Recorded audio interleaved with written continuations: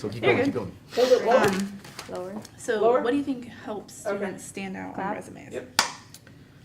I think showing that they have experience in that I'm gonna go particular tell them field. to So for press example, record, and then a they'll student tell you who's on the going walkie-talkie into when a they're ready. videography business or applying to just damn it, I can't be slow like that. But yeah, like a filmmaking Yeah. organization. I'm gonna say that. Yeah. Yeah. They would want to show that they've made videos before, they've worked with cameras and had experience in that field.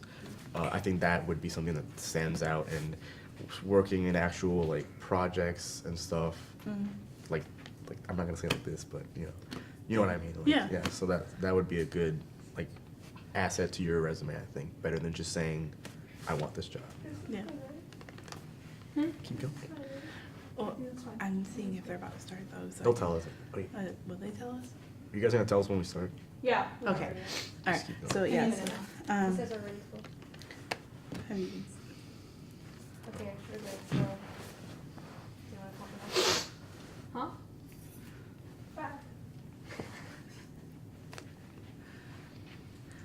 Hi, my name is Kimberly Mann, and this is Carlos with me here today, and we're just gonna have a little discussion about career planning. So, Carlos, how do you think you'll benefit from going to career planning services? I think it'll benefit me a lot going through this service. I mean, there's a lot of experienced people in the planning services who can help you and give you advice on what career you want to do, what internships you can take, what paths you should take in order to better your path into your career. So I think that's a lot of things that students should take in order to get the career they want. So that's a good way to get there, you know. Okay. And do you think there's an easy way to plan for your future? Yeah, well, I mean, one of those ways would be going to the career services people and talking to them and getting advice that maybe would benefit you in your actual career. So there is an easy way, but again, it just depends on the career you want to do and exactly what your aspirations are. So Okay. Have you worked on your resume yet?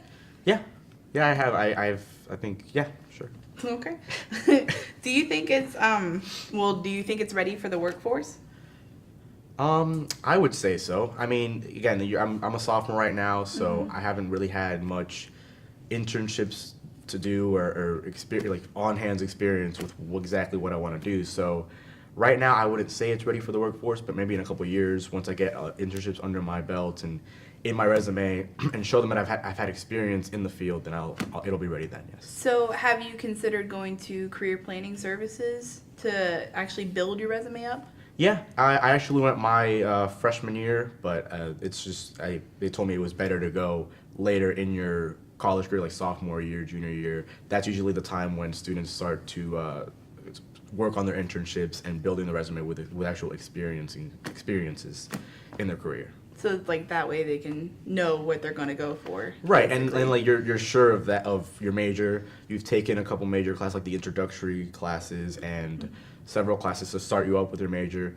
That way you know what you're getting yourself into once you do your internship. Okay.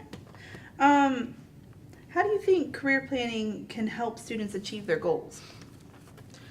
Well, first and foremost, they know what they're doing. So they've been working with these students for a while. They know what internships to look for.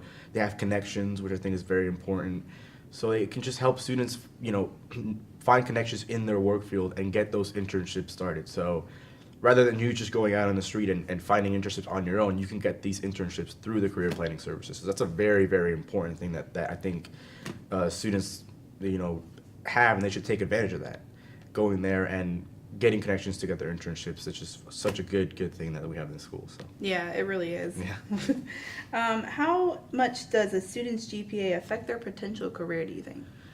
Well, I think it depends on the career. So I think it depends on the career. So let's say if you're being a doctor, you need at least 4.0 GPA to get into the med school you want to get into, whatever MCAT you want. Like that's just how it works, So, but if you want another career, like just a career in business or in communications, for example, maybe you don't need a 4.0. You can go by with 3.5, 3.0, stuff like that. So it varies with your career.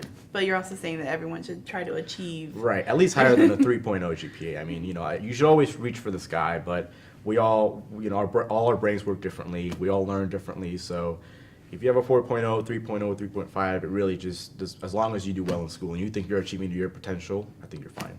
Okay. Is there a way for students to learn how to network effectively? Yeah, just communicating with people. I mean, the more you talk to people, the more you get to know people, and the more people you meet, that's practicing towards that networking ability in your future. So you want to build those bridges, you want to build those connections, and I think, again, it's just the more you talk, the more you go out and get to know people, that'll just make it easier when you're trying to build a network that matters towards your career. So, you want to know the people that are the people you want to be. Does that make sense? So you want to know. You want to be a police officer, you want to know a police officer and network with them and build a relationship. That way they may be a reference to you once you apply to the police academy. They may help you out and give you advice. It's a really important skill that I think everybody should have.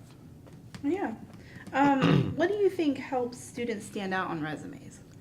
I think showing that they have experience in that particular field helps them stand out substantially. So, whereas a student might just show, like, I've gone to St. Leo, I have this GPA, I've worked at Publix. I think another student may stand out by saying, like, I've done projects and I've done hands-on projects at St. Leo that have,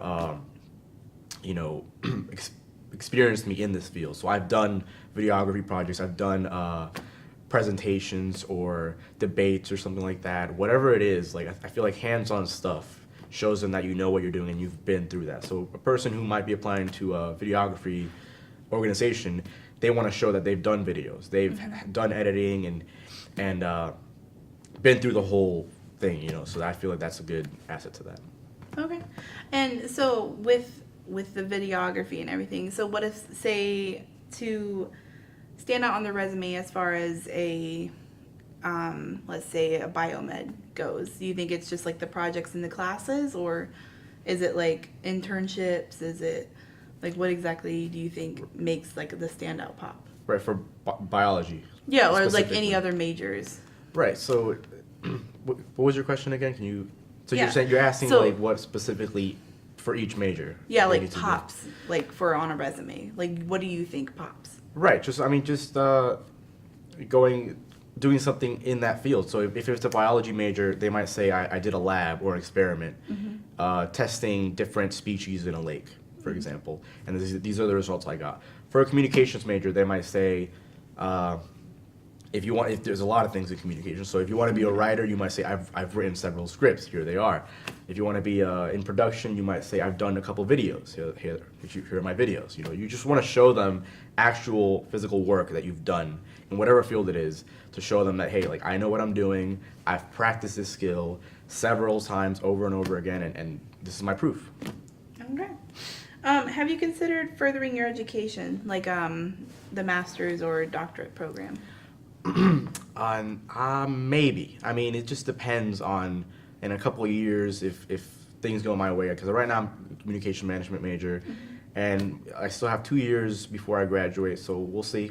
I haven't really given that much thought, but I'm open to anything really. So. Awesome. All right. So when you're looking for a job and utilizing the connections, is this statement true? It's all about who you know versus what you know. I think so. Yeah, I think it goes back to networking. So building those relationships, because a lot of people know a lot of things. Like, right, the students, 25 students in a class, all know the same material in that class. You know what I mean? So they don't stand out from those students in that same class. So I feel like knowing particular people, it will definitely help you. So it is all about who you know, because it can be about what you know, but more so who you know, because again, everybody knows the same thing in whatever field you're at. So you have to start building relationships and stand out to those people that are on top. That way they choose you over everybody else. I definitely agree with that. And finally, is there any advice that you would give to incoming students about the career planning program? Yeah, use the program. Go to the career planning services and utilize what they know and ask questions and take advantage of them, because that's the best connection you can have right now. If you're trying to network and you're trying to build relationships, that's the place to go and get your internship started and just gain experience in your field. Okay. All right, well, I want to thank Carlos for coming out today and appreciate it. Thank you.